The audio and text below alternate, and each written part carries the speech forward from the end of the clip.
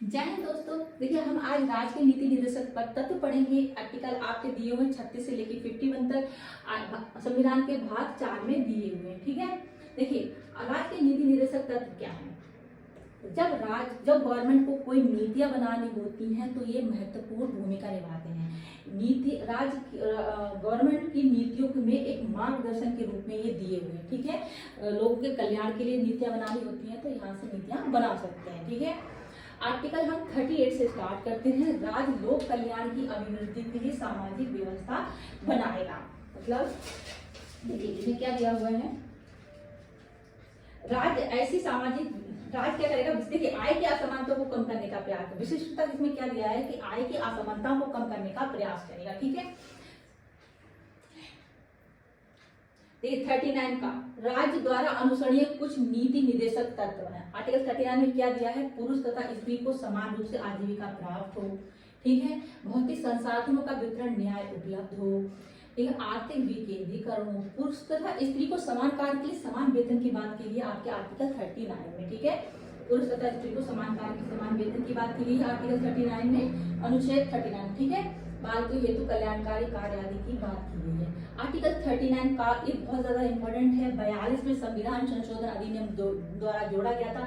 यहाँ पे निःशुल्क विधिक सहायता की बात की गई है। सामान्य न्याय तथा निःशुल्क विधिक सहायता का प्रावधान करेगा राज्य। आर्टिकल 39 का ध्यान में रखिएगा, ये आ सकता है, बहुत ज्यादा इंपॉर्टेंट है। आर्टिकल 40 में दिया है, ग्राम पंचायतों के गठन की बात होती है। राज्य की नीतियों के निर्देशक तत्व में अगर ग्राम पंचायतों की बात हुई तो आर्टिकल 40 होगी। 40 में राज्य ग्राम पंचायतों के गठन का प्रयास करेगा। ठीक है, आर्टिकल 41, राज्य कुछ दशाओं में काम, शिक्षा तथा लोक सहायता पाने के अधिकार का प्रभावी उपबंध करेगा। ठीक है, काम का, शिक्षा का तथा लोक सहायता। लोक सहायता क्या हो गया आपका, जैसे बुढ़ापा हो गया, बीमारी हो गई, ठीक है, निशक्तता हो गई, तो इसमें क्या करेगा, लोक सहायता पाने के अधिकार को प्राप्त करने का प्रभावी उपबंध करेगा। ठीक है, ठीक है। अब आर्टिकल 42 की बात कर लेते हैं। राज्य काम की न्याय संगत तथा मनोचित दशाओं का तथा प्रसूति सहायता के लिए प्रावधान करेगा। यहाँ प्रसूति सहायता की बात अगर की गई तो आपका आर्टिकल 42 में बात की गई है। ठीक है, नेक्स्ट देखते हैं आर्टिकल 43, राज्य कर्मकारों को उचित मजदूरी तथा कुटीर उद्योग के संवर्धन का प्रयास करने का प्रयास करेगा। ठीक है, कुटीर उद्योग की बात की गई आर्टिकल आपका 43 में। राज्य उपयुक्त विधान या आर्थिक संगठन द्वारा या अन्य किसी रीति से कृषि के, उद्योग के या अन्य प्रकार के सभी कर्मकारों को काम, निर्वाह मजदूरी, शिष्ट जीवन स्तर तथा अवकाश का संपूर्ण उपभोग सुनिश्चित करने वाले काम की दशाओं तथा सामाजिक और सांस्कृतिक अवसर प्राप्त कराने का प्रयास करेगा। ठीक है, आर्टिकल 43 का देख लेते हैं। राज्य उद्योगों में कर्मकारों की भागीदारी सुनिश्चित करेगा। राज्य उद्योगों में कर्मकारों की भागीदारी सुनिश्चित करेगा, मतलब इसमें दिया है, राज्य किसी उद्योग में लगे हुए उपक्रमों, स्थापनों या अन्य संगठनों के प्रबंध में कर्मकारों का भाग लेना सुनिश्चित करने के लिए उपयुक्त विधान द्वारा या अन्य किसी रीति से कदम उठाएगा। ठीक है, आर्टिकल 44 ये इंपॉर्टेंट है। Article 44 is very important. जब यूनिफॉर्म सिविल कोड की बात होती है वहाँ आर्टिकल 44 की ही बात होती है। मतलब राज्य संपूर्ण भारत में नागरिकों के लिए एक समान सिविल संहिता लागू करने का प्रयास करे। यूनिफॉर्म सिविल कोड की बात यहाँ पे की गई है। ठीक है, आर्टिकल 45 देख लेते हैं। राज्य 6 वर्ष से कम आयु के बालकों के लिए, 6 वर्ष से कम आयु के बालकों की अगर बात की गई तो आर्टिकल 45 में बात की गई है, प्रारंभिक बाल अवस्था देख रेख और शिक्षा का प्रबंध करेगा राज्य। ठीक है, आर्टिकल 45 बताता है। आर्टिकल 46, राज्य अनुसूचित जातियों, अनुसूचित जनजातियों, अन्य दुर्बल वर्गों के हेतु शिक्षा तथा आर्थिक हितों में वृद्धि का प्रयास करेगा। अनुसूचित जातियों तथा अनुसूचित जनजातियों, दुर्बल जो वर्ग हैं उनके हितों की और शिक्षा की बात की गई है आर्टिकल 46 में। आर्टिकल 47, राज्य लोगों के पोषाहार स्तर, ठीक है, जीवन स्तर ऊंचा करने और लोक स्वास्थ्य आदि सुधारने का प्रयास करेगा। आर्टिकल 47 में, ठीक है, बात की गई है, लोगों के पोषण स्तर की बात की गई है, जीवन स्तर को ऊंचा कैसे करें, ठीक है, लोक स्वास्थ्य को कैसे सुधारें।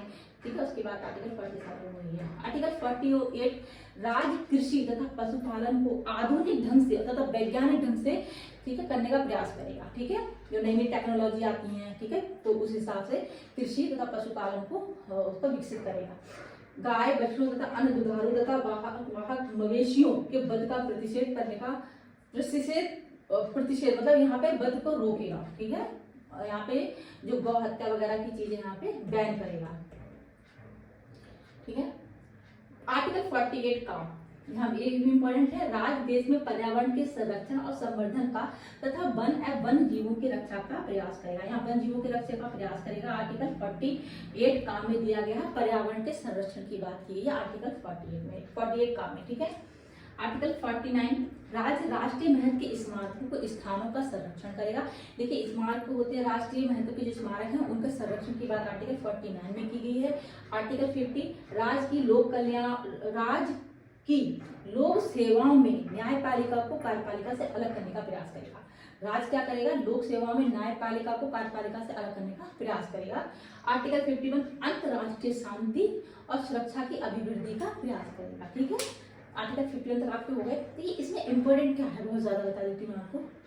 एक तो आपको याद रखना आर्टिकल 44, ठीक है, यूनिफॉर्म सिविल कोड आपका याद रखना है कि आर्टिकल 44 में दिया गया है कि एक संपूर्ण क्षेत्र में नागरिकों के लिए एक समान सिविल संहिता लागू करने का प्रयास करेगा राज्य, ठीक है। आर्टिकल 45 याद रखिएगा, 6 वर्ष से कम आयु के बच्चों के लिए प्रारंभिक बाल स्तर देखरेख और शिक्षा का प्रबंध बोला गया है। और आपको विशेष ध्यान रखना है आर्टिकल 49 भी ध्यान रखिएगा, राष्ट्रीय महत्व के स्मारकों स्थानों वस्तुओं के संरक्षण की बात आर्टिकल 49 में की गई है। पर्यावरण संरक्षण की बात आर्टिकल 48 का में की गई है। और जो गौ हत्या वगैरह उनको बैन करने का प्रयास करेगा राज्य, ठीक है, प्रतिषेध करने का प्रयास करेगा, आर्टिकल 48 में बात की गई है। और अनुसूचित जाति जनजातियों के जो वर्ग है उनके शिक्षा आर्थिक हितों की वृद्धि आर्टिकल 46 में दी गई है, ठीक है। बस ये इंपॉर्टेंट है आर्टिकल, एक दो बार सुनेंगे पढ़ेंगे तो बहुत अच्छी चीजें याद हो जाएंगी। आर्टिकल 40 में दिया गया है ग्राम पंचायतों की गठन का प्रयास करेगा राज्य, ठीक है। आर्टिकल 40 में ग्राम पंचायत हो गई। आर्टिकल 44 में यूनिफॉर्म सिविल कोड की बात हो गई, ठीक है। एक दो बार पढ़ेंगे चीजें बहुत अच्छे से याद हो जाएंगी। देखिए अब मौलिक अधिकार और राज्य की नीति की निदेशक तत्वों में अंतर क्या है। देखिए मौलिक अधिकार अमेरिका के संविधान से दिए गए हैं, बिल्कुल ध्यान में रखिएगा, अमेरिका के संविधान से प्रेरित है मौलिक अधिकार अमेरिका के संविधान से प्रेरित हैं और राज्य की नीति निर्देशक तत्व आयरलैंड के संविधान से प्रेरित है, ये ध्यान में रखिएगा। यह न्यायोचित है, इनके उल्लंघन पर न्यायालय द्वारा लागू कराया जा सकता है। जैसे आपके मौलिक अधिकारों का हनन होता है तो आप न्यायालय जा सकते हैं, राइट। लेकिन राज्य की नीति निर्देशक तत्व में हम न्यायालय नहीं जा सकते क्योंकि ये नीतियां हैं जो गवर्नमेंट बनाती है।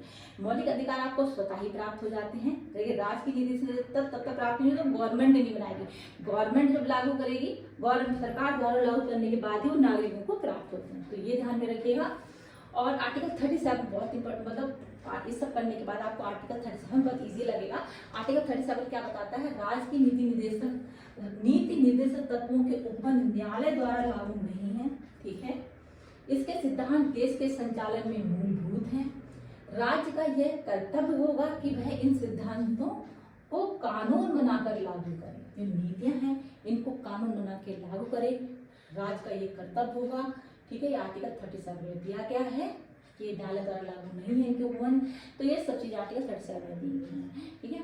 अब आई थिंक आपको चीजें अगर एक दो बार सुनेंगे ना आर्टिकल बहुत अच्छे से आपको याद हो जाएंगे और जो इंपॉर्टेंट है मैं बता दी। अब हम नेक्स्ट वीडियो में इंपॉर्टेंट क्वेश्चन लेके आएंगे, उतना भी आप कर लेंगे तो भी एग्जाम में क्वेश्चन नहीं बाहर नहीं जाएगा, ठीक है। जो भी क्वेश्चन एग्जाम में राज्य की नीति निर्देशक तत्वों में जो क्वेश्चन एग्जाम में आए हुए हैं हम नेक्स्ट वीडियो में देख लेते हैं, ठीक है जी। नेक्स्ट वीडियो में मिलते हैं। जानकारी अच्छी लगती है तो प्लीज चैनल को लाइक शेयर जरूर करें। Thank you so much.